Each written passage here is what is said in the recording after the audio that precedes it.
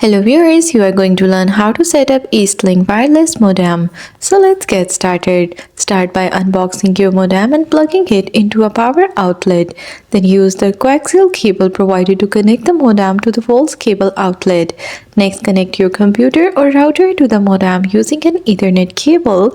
This ensures a stable connection during the setup process.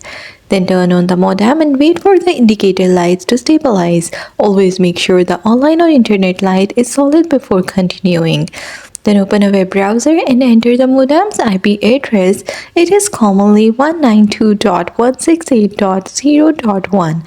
To access the settings, then log in using the default username and password provided with the modem. Then finally set up your Wi-Fi network by choosing a unique network name and a strong password. Save the settings and restart the modem to apply the changes. Now your Eastlink wireless network should be ready to use. And that's all. Thanks for watching. Don't forget to like and subscribe.